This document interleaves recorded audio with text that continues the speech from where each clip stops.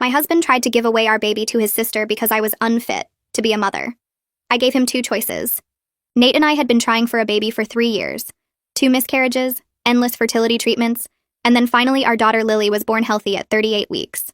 Those first few days home were everything I dreamed about. Nate would wake up for the 3 a.m. feedings with me, we'd sit together while I nursed, and he'd tell Lily stories about how much we wanted her. His family threw us a huge welcome home party. Everyone was thrilled, especially his sister Rachel, who'd been trying for kids even longer than us with no luck. She held Lily for hours that day, wouldn't put her down even when she cried. I thought it was sweet how much she loved being an aunt. Then Rachel started coming over every single day. At first, she'd bring food and help with laundry, which was actually helpful. But after 2 weeks, things got weird. She'd show up at 6 a.m. saying she wanted to let me sleep, but I'd find her in the nursery just staring at Lily in her crib. She started calling Lily my baby, instead of my niece. When I corrected her, she'd laugh and say I was being sensitive from the hormones. One morning, I woke up and found Rachel had completely rearranged the nursery because she said the layout was wrong for proper development. Nate said she was just excited and trying to help. Then Rachel started showing up during Lily's feeding times. She'd sit right next to me and watch, saying she was learning for when she had her own baby. She bought formula and kept insisting I should switch because breastfeeding was making me too tired to be a good mom. When I said no, she told Nate I was being stubborn and putting my pride over Lily's needs. He actually asked me to consider it. The breaking point was when I came back from a pediatrician appointment and found Rachel and Nate in the living room with papers spread everywhere. Rachel had printed out articles about postpartum depression, and they were making a list of my symptoms. Symptoms I didn't have. She said I seemed overwhelmed and maybe I needed more help than I was admitting. Nate was nodding along like an idiot. That night, Nate sat me down and said Rachel had offered to take Lily for a few weeks to give me a break. Not babysit. Take her. To her house an hour away. He said it would be good for me to rest and recover properly. I asked if he'd lost his mind. He said I was proving Rachel's point by getting defensive. I told him if he ever suggested giving away our baby again, he'd be talking to divorce lawyers. He slept on the couch. Rachel called the next day crying, saying she just wanted to help and I was keeping her from her niece. She said family helps each other and I was being selfish. Then she said something that made my blood freeze. She said maybe she'd be a better mother to Lily since she actually appreciated the gift of a child. I hung up on her. That weekend, Nate's mom called, saying Rachel told her I was struggling and refusing help. She offered to come stay with us to make sure Lily was being cared for properly. Then Nate's dad called, saying the same thing. Then his other sister. Rachel had told the entire family that I was an unfit mother. The next week, I found out Rachel had been telling her friends she was going to adopt a baby soon. One of them congratulated me at the grocery store for being such a selfless sister-in-law. That's when I knew this was never about helping me. Rachel wanted my baby and was trying to manipulate everyone into making it happen. So I started recording everything. Not to post anywhere, just for proof. Every visit, every conversation, every text. Rachel didn't know about the baby monitor app on my phone that recorded sound and video. Got her saying Lily would be better off with a mother who deserved her. Got Nate agreeing that I seemed too attached to the baby. Then I invited Rachel over for coffee to clear the air. Told her I wanted to apologize and work things out. She showed up with a social worker friend she'd convinced to do a wellness check based on lies about the house being unsafe. The friend took one look at our spotless nursery, fully stocked kitchen, and happy baby, and told Rachel she needed to stop wasting people's time. I acted confused and asked what Rachel had told her. The social worker said Rachel claimed the baby was being neglected and living in filth. I started crying and showed her all the texts where Rachel said she wanted to take Lily. The social worker told Rachel she needed professional help and left. Rachel tried to explain, but I told her to get out. When Nate came home, I gave him 2 choices. Requested Reads is on Spotify now. Check out link in the description or comments. I stood in the doorway staring at him, my phone in my hand with all those recordings ready to play. He looked up from the couch where he'd been sitting since Rachel left, his eyes red like he'd been crying, but I didn't care about his tears anymore. I walked over and stood right in front of him, keeping my voice steady even though my hands were shaking. I told him he had exactly 2 choices and he needed to pick one right now. He could pack his stuff and get out of our house tonight, or he could sit there and listen while I explained every single way he betrayed me and our daughter. He opened his mouth like he was going to argue, but I held up one finger and told him to choose. He sank back into the couch cushions, his face going pale, and said he'd listen. But I could already see it in his eyes. That look he got when he was getting ready to make excuses and tell me I was overreacting. I pulled out my phone and opened the baby monitor app, scrolling back through days of recordings. I hit play on the first one and turned up the volume so he couldn't pretend he didn't hear it clearly. Rachel's voice came through talking about how Lily would be better off with someone who really understood what a gift she was. Then Nate's voice agreeing that I seemed too attached, that maybe some space would be good for everyone. I watched his face while the recording played, how his eyes got wider and his mouth opened a little. He tried to interrupt, reaching for my phone, but I pulled it back and held up my hand. I told him he was going to sit there and listen to every single second of what he'd said about me. I played the next recording where Rachel said I was too tired to be a good mom, and Nate said maybe she had a point. Then the one where they talked about me being defensive and how that proved I wasn't thinking clearly. Then the one where Rachel said she'd been reading about postpartum psychosis, and Nate didn't shut her down, just asked what the symptoms were. I played recording after recording, watching him get smaller and smaller on that couch. His hands were gripping his knees and he kept shaking his head, but I didn't stop until he'd heard all of it. When the last recording finished, the house was so quiet I could hear the refrigerator humming in the kitchen. Nate put his face in his hands and started crying, his shoulders shaking. He said he never meant it that way, that Rachel was just worried about me and he thought maybe she had some good points. I felt something cold settle in my chest listening to him make excuses. I asked him straight out if he actually believed I was an unfit mother, or if he was just too weak to stand up to his sister. He looked up at me with tears running down his face and said no, he never thought I was unfit. But Rachel kept saying things that made him worry, kept pointing out how tired I looked and how I snapped at her sometimes. He said he thought maybe giving me a break for a few weeks would help me rest and feel better. I stared at him and told him that's not how being a parent works.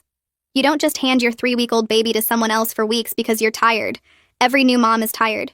And asking to take our daughter away wasn't offering help. It was trying to replace me as her mother. He started to say something, but I cut him off. I told him I was done listening to excuses, and now here were his actual 2 choices. He could go to therapy with me, real therapy with someone who specialized in family issues, and he could cut off all contact with Rachel until she got professional help herself. Or I could call a divorce lawyer tomorrow and file for sole custody of Lily. I watched those words hit him like a slap. He said I couldn't be serious, that I was upset and not thinking clearly. I laughed and it sounded harsh even to me. I told him he had until morning to decide because I was packing bags for Lily and myself right now, and we were going to my mom's house tonight. He wasn't coming with us. He could sit in this house alone and think about what he'd done, about how he'd chosen his sister over his wife and daughter. He stood up like he was going to try to stop me, but I walked past him toward the nursery. My hands were shaking as I pulled out the diaper bag and started filling it with everything Lily would need. I grabbed diapers and wipes, bottles and formula even though I was still nursing, extra clothes and blankets. Nate stood in the doorway of the nursery watching me but not saying anything. I could feel him there, but I didn't look at him. I went to our bedroom and threw clothes into my overnight bag, not even caring what I grabbed. I picked up Lily from her bassinet and she made a little noise in her sleep but didn't wake up. I held her against my chest and felt my heart pounding. I was doing this. I was actually leaving. The thought made me feel scared and strong at the same time. I carried Lily out to the living room where Nate was sitting on the couch again, staring at nothing. I told him I meant every word I said. He had until tomorrow morning to decide if he wanted to be part of this family or not.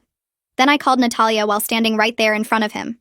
Natalia answered on the second ring, and I could hear music in the background like she was at a restaurant.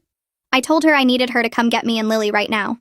She didn't ask questions, just said she'd be there in less than an hour and to have everything ready. I hung up and sat in the armchair as far from Nate as I could get, holding Lily and waiting. Nate tried to talk to me twice, but I just stared at the wall and didn't respond. When I heard Natalia's car pull up outside, I stood up and grabbed the bags. Natalia came to the door and took one look at my face, and then at Nate sitting there looking miserable. She grabbed the diaper bag and my overnight bag without saying anything to him. She hugged me tight in the doorway, careful not to squish Lily between us. She told me I was doing the right thing, that what Rachel and Nate did was completely wrong, and I had every right to protect my baby. We loaded everything into her car and I got in the back seat with Lily in her car seat. I didn't look back at the house as we drove away. At my mom's house, Natalia helped me carry everything inside while my mom stood in the doorway looking worried. Once we got Lily settled in the guest room, I finally let myself fall apart. My mom took Lily and held her while I sat on the guest bed and cried harder than I'd cried since those miscarriages. Everything came pouring out, all the fear and anger and hurt I'd been holding in for weeks. My mom sat next to me with one arm around my shoulders and Lily sleeping in her other arm. When I could finally talk again, I told her everything. I told her about Rachel showing up every day and calling Lily her baby. I told her about the articles on postpartum depression, and Nate agreeing I seemed too attached. I told her about the social worker and the recordings, and Rachel saying she'd be a better mother. My mom's face got harder and angrier with every word. She said she never trusted Rachel's behavior at that welcome home party, how Rachel wouldn't put Lily down even when she was crying, how she kept staring at her with this weird, intense look. My mom said she'd thought about saying something but didn't want to cause problems with Nate's family. That night, I lay in the guest bed with Lily in a bassinet next to me, and my phone kept lighting up with calls from Nate. 6 times he called, and 6 times I let it go to voicemail. I could hear him moving around in the other room where my mom was still up. She came in around 11 and sat on the edge of the bed. She told me to let him sit with what he'd done, that he needed to feel the real weight of potentially losing his family. She said sometimes people don't understand how badly they've messed up until they face actual consequences. I asked her if she thought I was doing the right thing, and she said absolutely, that protecting Lily was the only thing that mattered now. I fell asleep with my hand on Lily's bassinet, feeling safer than I had in weeks, even though everything was falling apart. The next morning, I woke up to pounding on my mom's front door. I grabbed my phone and checked the time. It was barely 7 in the morning. The pounding got louder, and then I heard Rachel's voice, high and frantic, yelling that I was keeping her from her niece. My mom appeared in the doorway of the guest room already on her phone. She told me to stay inside with Lily and keep recording. I opened my phone's voice recorder while Rachel kept banging and screaming outside. She was crying and saying I had no right to take Lily away from her family, that she loved Lily more than anything, that I was being cruel and selfish. My mom's voice came through clearly telling Rachel to leave or she'd call the police. Rachel just screamed louder that she wanted to see her baby. My mom said the police were already on their way. I sat on the bed holding Lily and recording every word Rachel said through that door, knowing I'd need this evidence later. The officer showed up within 10 minutes, a tall guy with graying hair and a calm expression that made me feel safer just looking at him. Rachel was still yelling through the door when he pulled up, her voice breaking with these awful sobs that might have made me feel bad if I didn't know what she was trying to do. My mom opened the door and Rachel immediately tried to push past her, but the officer stepped in front and held up his hand. He asked Rachel to step back from the door and explain what was happening. She started crying harder and saying I'd stolen her niece, that I was keeping Lily from her family, that she just wanted to make sure the baby was okay. The officer looked at her for a long moment and then asked if Lily was her child. Rachel hesitated and said no, but she loved her like a daughter. He asked if she had any legal custody or guardianship rights. Rachel said no again, but her voice got defensive. The officer turned to my mom and asked if Rachel had been invited to the property. My mom said absolutely not, that Rachel had been told to leave and was now trespassing and harassing us. Rachel started talking faster, saying my mom didn't understand, that I was struggling and refusing help, that someone needed to check on Lily. The officer asked Rachel how she knew where we were staying. Rachel went quiet. My mom pulled out her phone and showed the officer the recording from earlier, Rachel screaming through the door about her baby. The officer's expression changed as he listened, getting harder. He asked Rachel if she had a relationship with the child's mother, and Rachel said we were sisters, which wasn't even true. My mom corrected her and said Rachel was the sister-in-law.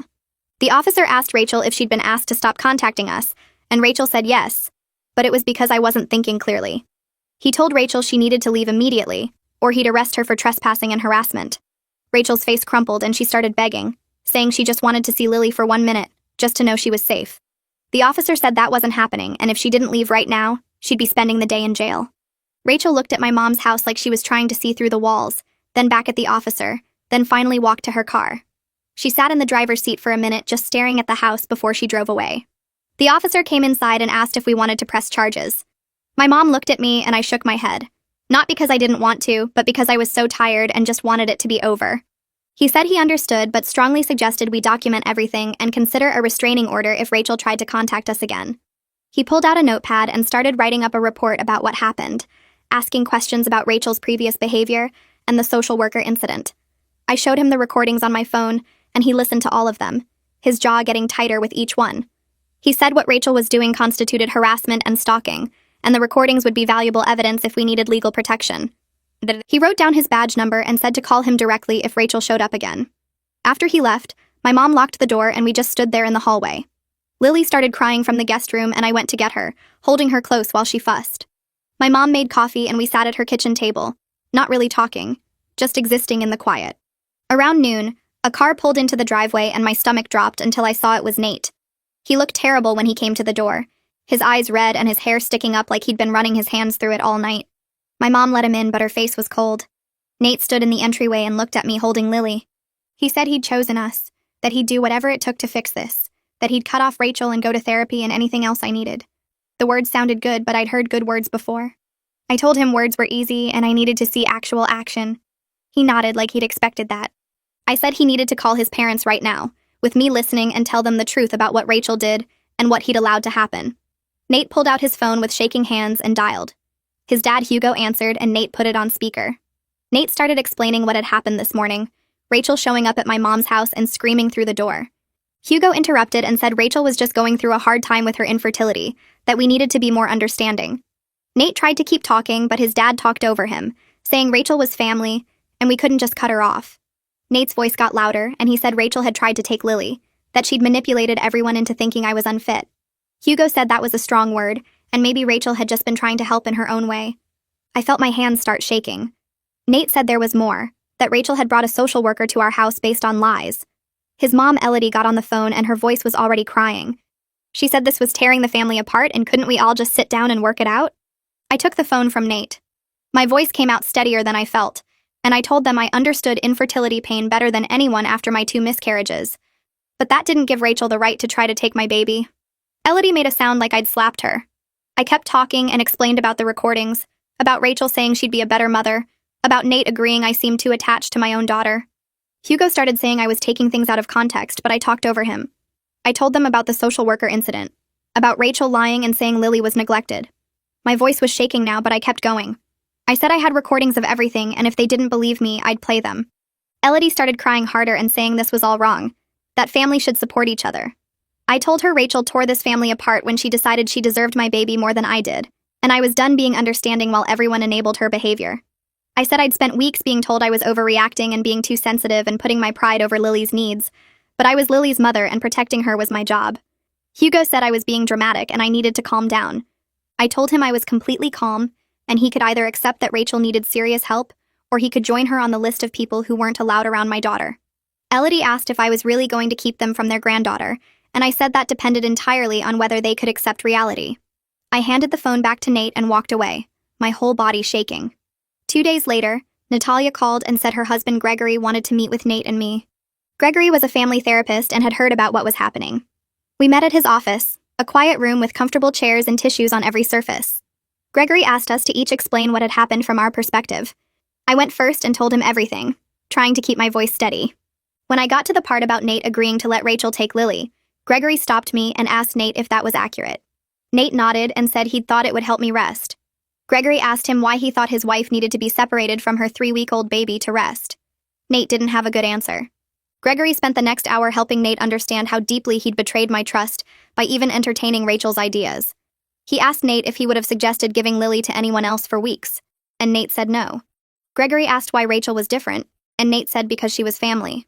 Gregory explained that Nate's family had a pattern of protecting Rachel from consequences because of her infertility struggles, which taught her that manipulation works. Nate looked uncomfortable but didn't deny it. Gregory said enabling someone's harmful behavior wasn't love. It was avoiding the discomfort of holding them accountable. He asked Nate what he was more afraid of, his wife leaving him or his family being upset with him. Nate took a long time to answer. Later that week, I met with Christina Watkins, a family law attorney Natalia had recommended. Christina's office was downtown, all dark wood and leather chairs that probably cost more than my car. She reviewed all my documentation, listening to the recordings and reading through the texts. When she finished, she looked at me and said I had a strong case for a restraining order against Rachel. She said I could also pursue custody arrangements that limited Nate's family's access to Lily if I felt they posed a risk. I asked what that would mean for my marriage, and Christina said honestly, that depended on whether Nate was willing to prioritize his daughter's safety over his family's feelings. She said a lot of marriages didn't survive this kind of betrayal, but some did if both people were willing to do the hard work. I sat in her office and thought about those first days with Lily, before Rachel had poisoned everything, and wondered if we could ever get back to that. To Christina's office, I asked what came next. She explained that restraining orders typically required proof of immediate threat or repeated harassment, and while I had documentation of Rachel's behavior, a judge might want to see a pattern of continued contact attempts after being told to stop. She suggested sending Rachel a formal cease and desist letter first, which would establish clear boundaries and create documentation if Rachel violated them. I agreed, and Christina drafted the letter right there, spelling out exactly what Rachel was prohibited from doing. No contact with me, Lily, or our home. No showing up at places she knew we'd be. No sending messages through other family members. The letter went out that afternoon via certified mail. 2 days later, Elodie called me directly. Her voice cracked before she even said hello. She told me she'd been thinking about everything nonstop since our conversation with Hugo, that she couldn't sleep knowing her granddaughter was growing up without her. She said she understood I was protecting Lily, and she respected that, but watching her daughter fall apart was killing her too. Elodie admitted she'd known for years that Rachel's obsession with having a baby wasn't healthy, that after Rachel's late miscarriage she'd stopped being herself. She said they'd suggested therapy back then, but Rachel insisted she was fine, and they'd let it drop because confronting her was too hard. Elodie started crying and said she should have pushed harder, should have made Rachel get help instead of hoping time would fix things. Then she asked if there was any way, eventually, after Rachel got proper treatment, that we could work towards supervised visits. Not now, she said quickly, but someday. She just needed to know there was hope of seeing Lily again. I sat on my couch holding Lily while she napped on my chest, feeling the weight of Elodie's grief through the phone. I told her honestly that I didn't know if I'd ever feel comfortable with Rachel around my daughter. Every time I thought about those recordings, about Rachel saying I didn't deserve Lily, my whole body went cold. But I said I was willing to see how Rachel's treatment went, to watch if she actually got help and respected boundaries. I told Elodie that my first priority had to be protecting Lily, and their feelings about missing their granddaughter came second to my daughter's safety. I wasn't trying to be cruel, I said, but I wouldn't risk Lily's well-being to make anyone else feel better. Elodie said she understood and thanked me for even considering it. After we hung up, I cried into Lily's soft hair, hating that everything had gotten so broken. Gregory called Nate a few days later and suggested individual therapy in addition to our couples sessions. He said Nate needed to work through his family patterns separately from our marriage issues, that the two were connected but required different approaches. Nate agreed immediately and started seeing a therapist named Dr. Miller twice a week. At first I was skeptical, thinking Nate would just go through the motions to appease me. But after his third session, he came home looking shaken. He told me Dr. Miller had helped him see how his family's dysfunction had taught him to normalize Rachel's boundary violations, how they'd all learned to prioritize keeping peace over addressing real problems. Nate said he'd spent his whole life being told that Rachel needed extra understanding because of her struggles, and he'd internalized that to the point where he couldn't recognize when her behavior crossed into dangerous territory. He said understanding that didn't excuse what he'd done, but it helped him see why he'd failed to protect us. Watching him actually do the work instead of just promising to change made something tight in my chest loosen slightly. I started therapy too, with a woman named Paloma Zamora who specialized in postpartum issues and family trauma. Natalia had recommended her after hearing me talk about how hard it was to separate normal new mom stress from the chaos Rachel had created. Paloma's office felt safe, all soft lighting and comfortable chairs, and she let me cry through our entire first session without trying to fix anything. She helped me understand that what I was experiencing wasn't postpartum depression like Rachel had tried to claim, but a completely normal response to betrayal and threat. She said my protective instincts toward Lily were healthy, not paranoid, and that I was right to trust my gut about Rachel's intentions. Paloma also helped me process the grief of losing the family experience I'd imagined, the big gatherings and close relationships that would never happen now. She validated my anger at Nate while also helping me see that people could genuinely change if they did the hard work. Our sessions became a space where I could say all the ugly, scared, furious thoughts I couldn't say anywhere else. 3 weeks after I'd given Nate his ultimatum, I started noticing real changes in his behavior. He didn't wait for me to ask him to handle things with his family anymore. When his dad called asking about Thanksgiving plans, Nate shut it down immediately and said we weren't ready for family gatherings yet. When Rachel tried to send a gift for Lily through their other sister, Nate intercepted it and sent it back with a note saying all contact needed to stop. He attended every therapy session, both individual and couples, without complaint or excuses. He got up for night feedings without me asking and took over more of the household tasks so I could rest. Small things, but consistent. The hypervigilance I'd been carrying started to ease just slightly, though I still checked the locks twice before bed and kept my phone close in case Rachel showed up again. Then Christina called with an unexpected message. Rachel's therapist had reached out through her, requesting a mediated conversation where Rachel could apologize and take accountability for her behavior. The therapist said Rachel had been working hard in treatment and understood she'd caused serious harm. She thought a mediated session might provide closure for everyone if it was done in a controlled setting with clear boundaries. I felt sick at the thought of seeing Rachel again, of hearing whatever explanation she'd come up with for trying to steal my baby. But when I talked to Gregory about it, he said it might actually help. He explained that Rachel taking real accountability, not just offering empty apologies, could give me a sense of completion. He said the session would happen at Christina's office with both our attorneys present plus Rachel's therapist, so I'd be completely protected. I agreed reluctantly, mostly because I wanted to look Rachel in the face and tell her exactly what she'd done to our family. The mediated session happened on a cold Tuesday morning at Christina's downtown office. Rachel walked in looking terrible, like she'd aged years in the month since I'd last seen her. Her face was pale and thin, her eyes red and swollen. She sat across from me at the big conference table with her therapist next to her, while Nate sat beside me and our attorneys flanked us on either side. Rachel started crying before anyone said anything, her whole body shaking with sobs. Her therapist had to prompt her twice to begin. When Rachel finally spoke, her voice came out broken and small. She said she'd spent the last month in intensive therapy trying to understand what she'd done and why. She cried through most of her apology, stopping to wipe her face and catch her breath. Rachel admitted she'd convinced herself that I didn't deserve Lily after everything she'd been through trying to have a baby. She said watching me get pregnant and have a healthy delivery when she'd lost her baby had broken something in her mind. She'd started believing that the universe had made a mistake, that Lily should have been hers. Her therapist had helped her understand this was her grief and trauma talking, not reality. Rachel said she knew now that she'd tried to manipulate everyone into giving her my baby, that she'd lied about me being unfit and tried to turn the family against me. She said there was no excuse for what she'd done, that she'd been so consumed by her own pain, she'd stopped seeing me as a real person with real feelings. I sat there listening to Rachel fall apart across from me, feeling a complicated mix of anger and pity. When she finished, I took a breath and told her I was sorry for her pain. I meant it. I knew what infertility felt like, what loss felt like. But then I told her she tried to steal my baby and that wasn't something I could just forgive because she was hurting. I said I understood she was sick and needed help, but understanding didn't erase what she'd put me through. I agreed to consider supervised contact in the distant future if she stayed in treatment and respected boundaries, but I made no promises. I told her Lily was my daughter, not hers, and that would never change no matter how much therapy she did. Rachel nodded and said she accepted that.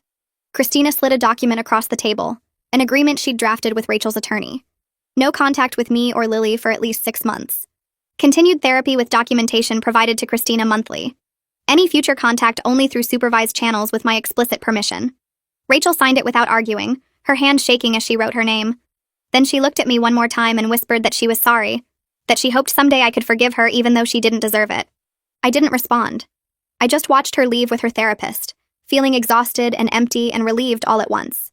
Nate wrapped his arms around me outside Christina's office building while I shook against his chest. The tears came hard and fast, all the anger and sadness I'd been holding back during the meeting finally breaking through.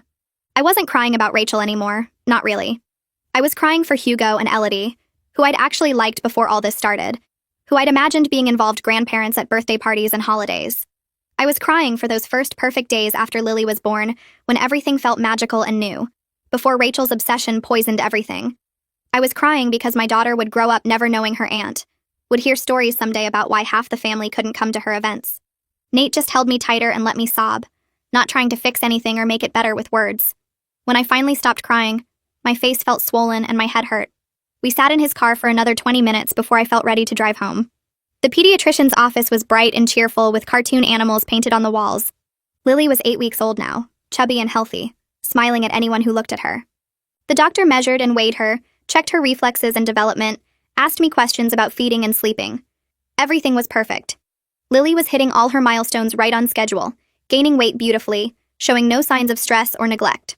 The doctor typed notes into her computer while I dressed Lily, commenting that I was doing an excellent job as a first-time mom.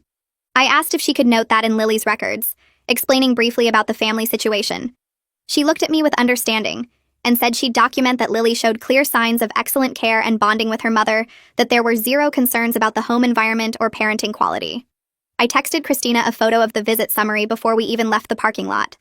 One more piece of evidence that I was exactly the mother Lily needed. Hugo called 2 days later asking if they could visit Lily. His voice was careful, almost formal, so different from the warm father figure who'd welcomed me into the family 3 years ago. I told him they could come to our house on Saturday afternoon for 2 hours. No surprise visits, no showing up early, and they had to leave immediately if we asked. Most importantly, no mentioning Rachel or trying to convince us to give her another chance. Hugo agreed to everything without arguing. When Saturday came, I was so nervous I almost canceled. Elodie brought flowers and a new outfit for Lily, setting both on the coffee table without making a big deal about the gifts. They sat stiffly on our couch at first, making awkward small talk about the weather and Hugo's work. But then Lily made one of her little cooing sounds, and reached toward Elodie, and something softened in both of them. They spent the next hour just being grandparents, making silly faces at Lily and taking pictures, asking about her sleep schedule and whether she'd smiled yet. Nobody mentioned Rachel. Nobody tried to defend her or minimize what happened. When their 2 hours were up, they thanked us for letting them come and asked if they could visit again next week. After they left, Nate said that was harder than he expected, seeing his parents try so hard to respect boundaries they never had to think about before. The support group met Tuesday evenings in a church basement across town.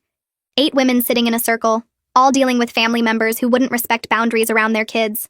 One woman's mother kept posting photos of her grandson on social media after being asked repeatedly to stop. Another woman's sister showed up at her daughter's school claiming to be picking her up. A third was dealing with in-laws who gave her toddler foods he was allergic to, because they didn't believe the allergy was real. Listening to their stories made my situation feel less weird and isolating. These weren't bad people or crazy people, just mothers protecting their children from family members who thought their wants mattered more than clearly stated boundaries. The group leader taught us phrases for holding firm without getting pulled into arguments. She reminded us that feeling guilty didn't mean we were doing anything wrong, that people who violate boundaries often use guilt as a weapon. I left each meeting feeling stronger and less alone, with new strategies for the inevitable moments when Nate's family would push back against our rules. Natalia planned the gathering at her house on a Sunday afternoon. She invited 6 of my closest friends, the ones who'd been checking on me constantly since everything exploded with Rachel. Her dining room table was covered with food, and she'd made a banner that said, "Celebrating Strong Moms" in glitter letters. It was cheesy and perfect. We spent 3 hours just talking and laughing, everyone taking turns holding Lily and telling me how amazing I was for protecting her. Nobody brought up Rachel except to say I'd handled everything exactly right. Natalia made a toast about reclaiming the joy of new motherhood that had been stolen from me, and I cried happy tears instead of sad ones for the first time in months. My friend Jessica brought a journal and had everyone write advice or encouragement for me to read later when things got hard. By the time I left, my face hurt from smiling, and I felt lighter than I had since Lily was born. The drama with Rachel had consumed so much energy that I'd forgotten what it felt like to just celebrate my daughter and enjoy being her mom. The letter arrived 4 months after the mediation session, forwarded through Rachel's therapist like we'd agreed. Rachel's handwriting covered 2 pages, asking if she could send gifts for Lily's milestones. She promised not to include notes or try to contact us directly, just wanted to acknowledge birthdays and holidays with presents. The letter was careful and respectful, acknowledging that gifts didn't equal a relationship and that she understood we might say no. I brought it to my next therapy session with Paloma. We talked through the possible outcomes, what boundaries I'd need if I said yes, how I'd feel if Rachel violated the agreement. Paloma reminded me that I could always change my mind later if it became a problem. After thinking about it for a week, I decided to allow it. Rachel could send gifts through her therapist, who would forward them to us after checking that they were appropriate. No cards, no notes, no attempts to use the gifts as a way back into our lives. I told Christina my decision, and she updated the agreement, making sure Rachel understood that any violation would end the privilege immediately. The park was busy that Tuesday morning, full of moms with strollers and toddlers on the playground equipment. I'd brought Lily to meet Natalia and her kids for a play date. We were sitting on a bench watching Natalia's son on the swings when my friend Maria walked over with a weird expression on her face. She leaned down and quietly told me she'd just seen Rachel sitting in a car across the street, watching us. My stomach dropped. I looked where Maria was pointing and saw Rachel's gray sedan parked along the curb, Rachel visible in the driver's seat. She wasn't approaching or trying to talk to us, just sitting there watching. Maria said she'd been there at least 15 minutes before she noticed her. I grabbed Lily from her stroller and told Natalia we had to go. My hands were shaking, so badly I could barely buckle Lily into her car seat. Rachel had somehow known we'd be at this specific park at this specific time, which meant she was either following us or had access to information about our schedule. Either way, she'd completely violated the agreement we'd made just weeks ago. The gifts, the respectful letter, all of it had been meaningless. Rachel still thought she had some right to be near Lily, still couldn't accept that she'd lost all access to our family. I called Christina from the parking lot before I even started driving home. She answered immediately and listened while I explained what happened, my voice high and panicked. She told me to go straight home and stay there while she filed for the restraining order we'd discussed months ago. This was exactly the kind of escalation she'd warned me about, Rachel testing boundaries and seeing what she could get away with. Christina said the documented pattern of behavior plus this stalking incident would make the restraining order easy to get approved. When Nate got home from work, I was still shaky and upset. He called Rachel immediately, his voice cold and furious in a way I'd never heard before. He told her she'd just destroyed any possibility of ever meeting Lily, that showing up at the park was stalking and he was done making excuses for her. Rachel tried to say she just wanted to see Lily from a distance, that she wasn't hurting anyone. Nate cut her off and said she'd proven she couldn't be trusted with even the smallest privilege, and now she'd face legal consequences. He hung up while she was still trying to explain herself. Christina filed the paperwork the next morning and we had a court date within the week. The judge reviewed all the documentation we'd compiled over the past 5 months, the recordings and texts and the social worker incident, and now the park stalking. Rachel's lawyer tried to argue that she was just a grieving woman who made mistakes, but the judge wasn't buying it. The pattern was too clear, the escalation too obvious. The restraining order was granted that same day. Rachel had to stay at least 500 feet away from me, from Lily, from our house, and from any location she knew we went regularly. If she violated it even once, she'd face criminal charges. Walking out of the courthouse, I felt relief and sadness mixed together. This was really it. Rachel would never hold Lily, never be at family gatherings, never have the aunt relationship she'd wanted so desperately. But she'd done this to herself by refusing to accept boundaries, by choosing her obsession over getting real help. Hugo and Elodie came over that evening looking destroyed. Elodie's eyes were red from crying, and Hugo looked like he'd aged 10 years. They sat on our couch, and Hugo said they couldn't believe it had come to this, that their daughter now had a restraining order against her. Nate didn't soften or apologize. He told them Rachel did this to herself by stalking us at the park after we'd given her a chance with the gift agreement. She'd proven she couldn't follow even the most basic rules, and now she'd lost everything. Hugo started to say something about Rachel being sick and needing compassion, but Nate stopped him. He said they'd been making excuses for Rachel his whole life, protecting her from consequences because they felt guilty about her infertility, and that's exactly why she thought she could get away with trying to take our baby. If they'd gotten her real help years ago instead of enabling her, maybe none of this would have happened. Elodie cried harder, but Hugo went quiet, and after a long moment, he admitted Nate was right. They should have insisted Rachel get therapy after her miscarriage instead of just letting her obsess over having a baby. They should have seen the warning signs when she fixated on other people's children. They'd failed Rachel by protecting her from reality, and now everyone was paying the price. I told Nate's parents they'd been making excuses for Rachel their whole lives, and it finally caught up to everyone.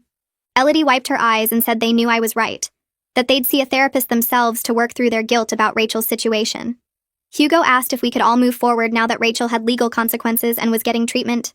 I said maybe, but it would take time, and they needed to respect that I'd never fully trust them after they believed Rachel's lies so easily. 5 months had passed since that day I gave Nate his 2 choices. We were in a better place now, functioning like a real team again, but something fundamental had shifted between us. I trusted him more than I did during the worst of it, when I'd wondered if he'd actually try to take Lily from me. He'd proven himself through hundreds of small actions, showing up for therapy every week, changing his work schedule to be home more, standing up to his family without me asking. But there was a scar there that we both felt. Some nights I'd wake up and watch him sleeping, remembering how he'd nodded along while Rachel listed my supposed symptoms of depression. The memory would hit me like ice water, and I'd have to remind myself that he'd chosen us, that he was different now. Nate knew about these moments. I'd told him in therapy that sometimes I still saw him sitting on that couch with Rachel's printed articles spread between them.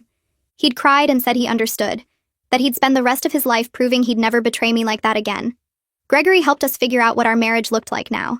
We had a session where he asked us to describe our relationship, and Nate said he felt like he was on probation, always waiting for me to decide he hadn't done enough. I admitted that was partly true, that I needed him to understand his betrayal had permanent consequences. Gregory said that was fair, that Nate had broken something precious, and rebuilding would take years, not months.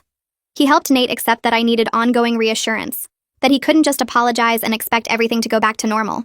Nate agreed without arguing. He said he'd rather spend his life earning back my trust than lose me and Lily by being defensive. That session helped more than all the others combined because Nate finally got it. He understood that his actions had changed our marriage forever, and he had to live with that.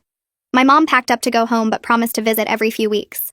She hugged me at the door and said she was proud of how I'd protected Lily, that not every woman would have the strength to stand up to her husband and his entire family. I cried because I hadn't felt strong during any of it, just scared and angry. She said that's what real strength looked like, doing the hard thing even when you're terrified. Before she left, she pulled Nate aside, and I heard her tell him he'd better never give her reason to come back and take me and Lily away for good. He promised her he wouldn't. Watching her car pull away made me sad because having her there had felt like a safety net, but I also knew Nate and I needed to figure out our family without her as a buffer. I started taking Lily to baby classes at the community center. There was a music class on Tuesdays and a movement class on Thursdays, and I met other moms who just wanted to talk about normal things. Nobody knew about Rachel or the restraining order or any of the drama. We talked about sleep schedules and teething and whether our babies were rolling over yet. One mom complained about her mother-in-law buying too many toys, and I had to bite my tongue because at least her mother-in-law wasn't trying to steal her baby. But it felt good to have these normal conversations, to be around people who saw me as just another new mom instead of someone who'd been through trauma. I exchanged numbers with a few of them, and we started meeting at the park between classes. Lily loved watching the other babies, and I loved having friends who didn't know my story. Nate came home one evening and told me he'd gotten a promotion at work. More money, better hours, and the option to take some time off. We sat at the kitchen table after Lily went to sleep, and he said he wanted to take the paternity leave he'd skipped when she was born. He'd only taken a week off initially, and then everything with Rachel had exploded, so he'd missed out on that early bonding time. He wanted to take 2 weeks now to just be with Lily, to have the experience that got stolen from us by the crisis. I felt my throat get tight, because this was exactly the kind of thing the old Nate wouldn't have thought of. He would have taken the promotion and kept working, not understanding what he'd missed. But this Nate, the one who'd been humbled and changed by almost losing everything, he got it. He understood what Rachel and his own weakness had taken from our family. I told him yes, that I thought it would be good for both of them. Rachel's therapist called Nate's phone and asked if she could speak to both of us. We put her on speaker, and she said Rachel was moving to another state for intensive treatment at a facility that specialized in infertility trauma and obsessive disorders. Rachel wanted us to know she was leaving, that we wouldn't have to worry about running into her anywhere.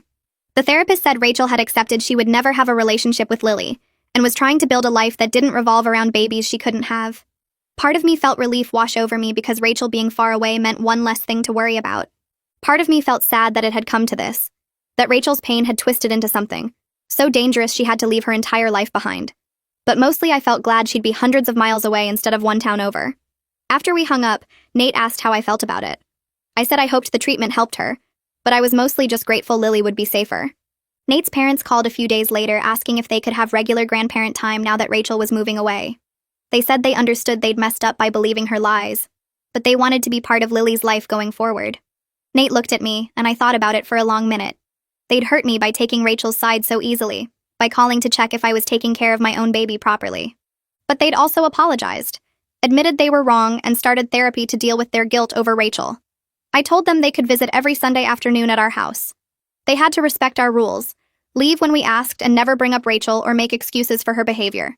Hugo agreed immediately, and Elodie promised they would follow whatever boundaries we set. Their first visit was awkward. They were too careful, asking permission before holding Lily, leaving after exactly an hour even though we hadn't asked them to go. But by the third visit, they relaxed and just enjoyed their granddaughter. They brought age-appropriate toys, not the overwhelming piles Rachel used to show up with. They asked about Lily's development without implying I was doing anything wrong. It wasn't perfect, but it was progress. I bought a journal and started writing down everything that had happened. Partly for my own processing, working through the feelings that still hit me at random moments. Partly so I'd have a record if Lily ever asked why she didn't know her Aunt Rachel. I wrote about the early days when Rachel seemed helpful, about finding her staring at Lily in the crib, about the moment I realized she actually wanted to take my baby. I wrote about Nate's betrayal and the recordings and the social worker incident. I wrote about the restraining order and the therapy and the slow process of rebuilding trust. Paloma said documenting my feelings would help prevent them from turning into long-term anger. She said I needed to process the trauma instead of just pushing it down, and writing helped me do that. Some entries made me cry while I wrote them. Others made me angry all over again. But getting it all out on paper felt like releasing pressure from a valve that had been building for months. 6 months after everything started, Lily was thriving. She was sitting up on her own, grabbing at everything, laughing at silly faces. The pediatrician said she was hitting all her milestones right on schedule, developing beautifully. I was sleeping better now that she was down to one night feeding. The constant fear that had lived in my chest for months was finally easing, though I was still careful about who came around my daughter. I didn't leave her alone with anyone except my mom and Natalia. I checked the locks every night before bed. I kept my phone charged and nearby at all times, but I wasn't jumping at every sound anymore. I could take Lily to the park without scanning for Rachel's car. The hypervigilance was fading into normal parental caution instead of trauma response. Nate suggested we go on a date night, our first since Lily was born. My mom came to babysit, and I felt nervous leaving Lily even though I knew she was safe with my own mother. We went to a quiet restaurant, and it felt strange to be out without the diaper bag, without listening for Lily's cries. Nate reached across the table and took my hand. He said he wanted to talk about the future, about maybe trying for another baby eventually, about building the family we'd always wanted. I told him I wasn't ready yet, that I needed more time to feel secure in our marriage and trust that he'd protect our family no matter what. He said he understood and would wait as long as I needed. Then he promised me that he would never let anyone, family or not, threaten our little family again. He said he'd learned what mattered most, and he wouldn't forget it. I believed him because he'd spent 6 months showing me through actions, not just words. I looked at myself in the bathroom mirror one morning while Lily napped and barely recognized the person staring back. Not because I looked tired or different physically, but because something in my eyes had changed. I'd become someone who could record conversations with family members, who could threaten divorce, who could get a restraining order against her husband's sister without flinching. 3 years ago, I would have backed down, apologized, tried to keep everyone happy even if it hurt me. Now I protected my daughter first, and dealt with hurt feelings later. The change scared me sometimes because I never wanted to be the person who caused family rifts or made people choose sides. But I'd learned something important during those awful weeks after Lily was born. I could trust my instincts even when everyone around me said I was wrong. I could stand up to people I loved when my daughter's safety was at stake, even when my hands shook and my voice cracked. That strength didn't come naturally or easily. It came from pure fear mixed with love so fierce it surprised me. Every time I wanted to give in or apologize or make peace, I remembered Rachel saying she'd be a better mother, and Nate nodding along like an idiot. That memory kept my spine straight when guilt tried to bend it. The restraining order meant Rachel legally couldn't contact us for a year, and honestly that felt like breathing after holding my breath for months. But information still filtered through because Nate's parents visited every week now, and they talked to Rachel's therapist sometimes. Hugo told us one Sunday afternoon that Rachel was doing better in her intensive treatment program. She'd accepted that she wouldn't have a relationship with Lily, at least not for many years, maybe never. Her therapist said Rachel finally understood that her actions weren't about helping me, but about her own desperate need for a baby after years of loss. Elodie cried when she told me this, saying she wished they'd gotten Rachel help sooner instead of making excuses. Part of me felt sad hearing about Rachel's progress because it confirmed she'd been genuinely struggling, not just being malicious. But mostly I felt relief that she was far away and getting the help she needed. It was sad but necessary, like Paloma said in therapy. Some people you have to love from a distance to protect yourself and your family. Rachel was one of those people now. Maybe forever. Nate's relationship with his parents slowly improved over the following months as they all worked on their family patterns with Gregory's guidance. Hugo and Elodie started individual therapy after Gregory suggested it during one of our sessions. They came to our house one evening and sat in our living room looking uncomfortable, which was fair because the last real conversation we'd had involved them defending Rachel's lies about me. Hugo spoke first, his voice rough like the words hurt coming out. He said they'd enabled Rachel her whole life because they felt guilty about her infertility struggles. Every time she crossed a line, they made excuses because she was hurting. They taught her that manipulation worked and consequences didn't apply to her. Elodie added that their therapist helped them see how they'd damaged Rachel by protecting her from reality and damaged their relationship with Nate by expecting him to go along with it. They were trying to break those cycles now, working on setting boundaries with Rachel even though it was hard. I respected that they were finally doing the work even though the damage was already done. Our relationship would never be what it could have been if they'd supported me from the start. But I could appreciate their effort to change and their genuine love for Lily. That was enough for now. I started planning Lily's first birthday party in October and decided immediately to keep it small. The big family gatherings I'd imagined before all this happened weren't realistic anymore, and trying to force them would just create stress. I made a list of immediate family and close friends, maybe 20 people total. Nate's parents were invited because they'd proven themselves over the past months by respecting our boundaries and showing up consistently for Lily. My mom, obviously, plus Natalia and her family because they'd been there through everything. A few friends from my mom group who didn't know about the drama and just thought I had a sweet baby. I told Nate the rules clearly when we discussed the guest list. No discussion of Rachel at the party, no drama, no tension. This was about celebrating our daughter's first year of life, and I wanted it to be happy. He agreed immediately and said he'd make sure his parents understood. Elodie called me a week later to ask if she could help with decorations or food, and I heard in her voice that she was trying. I let her bring a cake because it felt like a safe way to include her. Planning that party felt symbolic somehow, like I was reclaiming the joy that got stolen during Lily's first weeks. This time I was in control of who came into our space and what kind of energy they brought with them. Paloma helped me work through the grief of losing the family experience I'd imagined during all those years of trying to get pregnant. I'd pictured big holiday gatherings with cousins running around, close relationships with in-laws where they'd babysit and we'd do Sunday dinners. I'd wanted Lily to grow up surrounded by extended family who all loved her and each other. That vision died when Rachel tried to take my baby and Nate's family took her side. Even though things were better now, we'd never have that easy closeness I'd dreamed about. There would always be tension and careful boundaries and topics we couldn't discuss. Paloma said grief for the family you wanted is real grief that needs processing, same as any other loss. She had me write down what I was mourning, then write down what I actually had now. The list of what I had was shorter but more solid. Nate's parents who showed up every week and respected our rules. My mom who dropped everything to support me. Natalia's family who treated Lily like their own. A small circle but a safe one. Paloma said I needed to accept the family we had instead of mourning what we didn't. That was harder than it sounded because letting go of dreams hurts even when you know they weren't realistic. But slowly I was learning to appreciate what was real instead of grieving what wasn't. A year after Lily's birth, I was going through photos on my phone and found pictures from those first weeks home. Lily tiny and red-faced, me looking exhausted but happy. Nate holding her with this odd expression. Then photos from the welcome home party where Rachel held Lily for hours. I zoomed in on Rachel's face in those pictures and saw something I'd missed at the time. An intensity that went beyond normal aunt excitement. I felt angry all over again looking at those photos. Angry at what Rachel and Nate's weakness stole from us. Those first weeks should have been pure joy. just us learning to be parents and falling in love with our daughter. Instead, they were tainted by manipulation and betrayal and fear. I'd never get those weeks back. Lily would never have that innocent beginning where her whole family welcomed her without ulterior motives. But then Lily crawled over to where I sat on the floor and pulled herself up using my leg, laughing at her own accomplishment.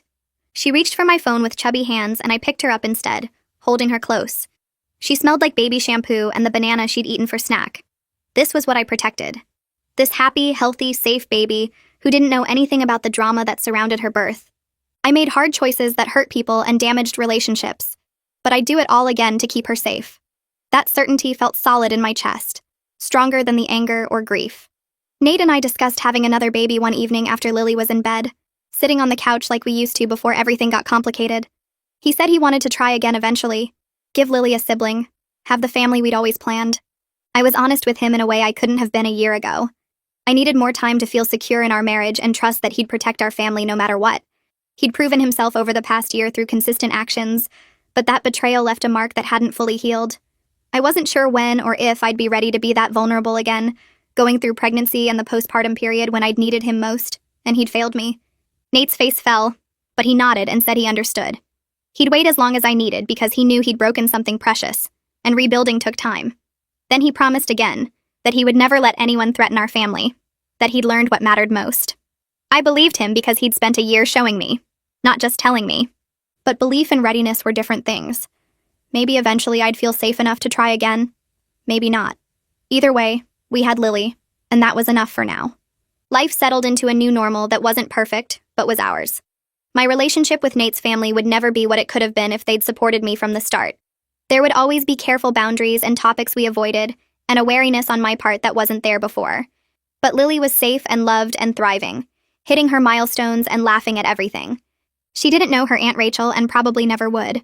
She'd grow up with a small but solid circle of people who genuinely cared about her without hidden agendas. I learned that being a good mother sometimes means making hard choices that hurt, choices that other people judge or don't understand. It means trusting your instincts even when everyone says you're wrong. It means protecting your child even when it costs you relationships and dreams, and the family experience you imagined. I'd make the same choices again without hesitation, because Lily's safety mattered more than anything else.